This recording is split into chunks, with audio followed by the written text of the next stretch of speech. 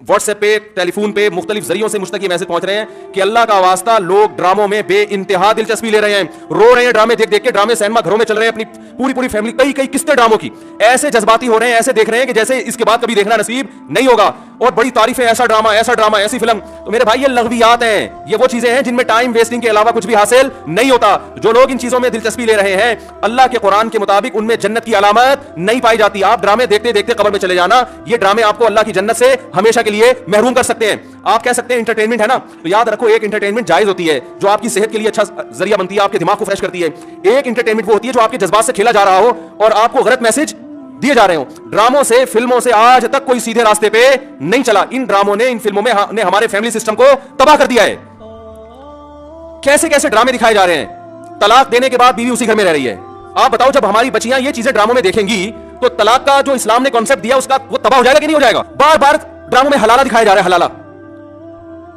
तो क्या मैसेज जाएगा उन जवान लड़कियों और लड़कों को जो ये सब चीजें देख। मुझे एक बात बताओ, मेरे एक दफा बयान शुरू हुए, कुछ वक्त मैंने तलाक का जायज तरीका बयान किया था, इस्लाम में जायज तरीका किया है। मैंने 2-3 किस्तें रिकॉर्ड करवाई, कंप्लीट किया, उसके बाद 1 साल तक मौजूद नहीं छेड़ा। लोगों ने मुझे कहा दोबारा, मैंने कहा नहीं, क्योंकि एक चीज को जब बार बार लोग सुनते हैं, तो चाहे वो सही सेंस में भी सुने, उनकी नजर में वो चीज हल्की हो जाती है। मैंने कहा बार बार एक टॉपिक छेड़ूंगा तो ऐसा ना घर में तलाकें शुरू हो जाएं। समझ में आ रही है बात?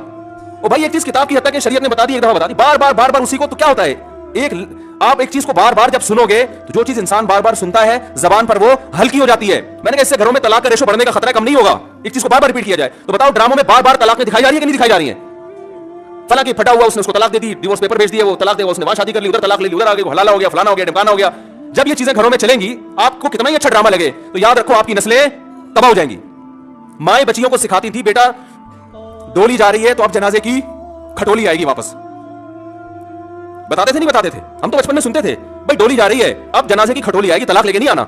हाँ, जहां जायज तलाक है हम तो कहते हैं कि वो जायज है, उसमें इतना जुल्म जायज नहीं है कि बच्ची को बेड़ा गर्क कर दिया फिर भी आप, लेकिन उसूल तो यही है ना कि ये बुरी चीज है।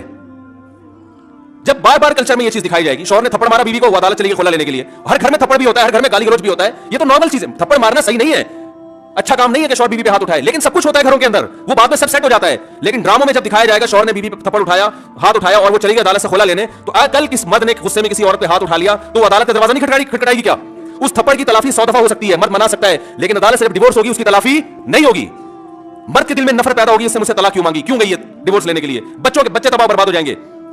तो इन ड्रामों से फैमिली सिस्टम को जोड़ा नहीं जा रहा, जोड़ के नाम पे तोड़ा जा रहा है।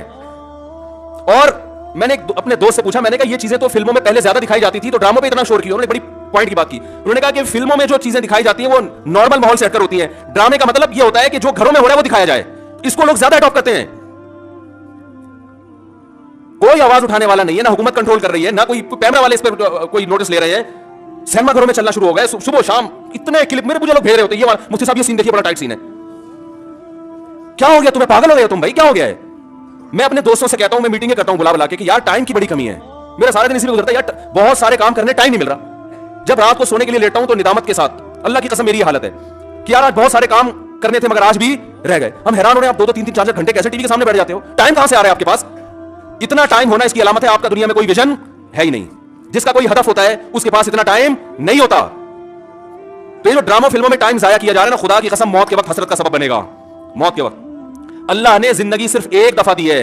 कुरान के अल्फाज देखो कि मौत के वक्त अगर तुम सारी दुनिया की सारी दौलत खर्च करके भी टाइम वापस लेना चाहोगे ना, ला यस्तखिरून साअतन वला यस्तक़दिमून, अल्लाह फरमाते हैं 1 मिनट तो दूर की बात, 1 मिनट के 1 करोड़ हिस्से कर लो ना, वो भी नहीं मिलेगा। अभी बहुत टाइम दिया अल्लाह ने, अभी बहुत टाइम दिया है। चाहो तो ड्रामों में जाया कर दो, फिल्मों में जाया कर दो, सारा दिन टीवी के सामने बैठ के क्रिकेट के मैच देख के तालियां बजाते रहो, फलाने ये छक्का मारा, फलाने चौका मारा। अभी बहुत टाइम है, लाइफ को खुदा की कसम जितना एंजॉय कर रहे हो 10 से ज़्यादा देके इससे ज्यादा एंजॉय करो। लेकिन जब मौत का वक्त आएगा तो ये सारे मजे किरकिरे हो जाएंगे। ये गैर मुस्लिमों के काम है, जिनका आखिरत पे यकीन नहीं है, उन पे ये चीजें सूट करती है। उनको मरना नहीं है ना, उनका तो ख्याल है मर जाएंगे तो खत्म हो जाएंगे, उनका ये कॉन्सेप्ट है। तो कहते हैं जिंदगी में जितना जल्दी जल्दी एंजॉय कर सकते हो करो। जिसका आखिरत पे यकीन है उसका कोई हदफ होता है कि मुझे एक जिंदगी मिली है, दोबारा ये जिंदगी नहीं। हिंदुओं का नजरिया है कि 7 जन्म होते हैं, इस्लाम कहते हैं एक ही जन्म है, उसके बाद कयामत आ जाएगी, दोबारा कोई जन्म नहीं मिलेगा। और अल्लाह को देखो, अल्लाह ताला हजरत ईसा अलैहिस्सलाम को मौत देने के बाद भी आसमानों पे उठा सकते थे ना, और फिर कुर्बे क़यामत में नाजिल करते। अल्लाह ने हजरत ईसा को जिंदा आसमानों पे उठा के ये मैसेज दे दिया कि जिसको कुर्बे क़यामत में नाजिल करना है उसको मौत नहीं दूंगा, आखिर में मौत दूंगा। इसलिए कि मरने के बाद उठा लेता तो तुम्हारे दिमाग में ये तस्वुर आ सकता था कि शायद हमें भी मौत के बाद दोबारा जिंदगी मिल जाए। तो मौत के बाद तो पैगंबरों को भी नहीं मिलती, तुम्हें कहां से मिलेगी? हमें कहां से मिलेगी भाई जिंदगी?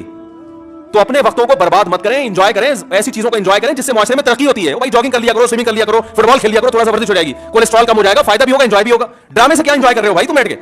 रो क्यों रहे हो ड्रामा देख के? वो तुम्हारा क्या लगता है जिसके साथ ये हो गया, रो रहे बैठ के जैसे पता नहीं क्या हो गया। देखो इंसान के जो आसाब है ना, आसाब, इनमें अल्लाह ने महदूद सलाहियतें दी हैं। मैंने एक अंग्रेज नफ्सियाती डॉक्टर था, उसकी एक तहरीर खुद पढ़ी थी। काश मैं उसको महफूज कर लेता तो आपको आज मैं वो तहरीर दिखाता। उसकी रिसर्च थी कि दुनिया में जो डिप्रेशन, चीखों पुकार, मार धाड़ चीजों को तोड़ फोड़ का जो कल्चर आया है, ड्रामा और फिल्मों से आया है।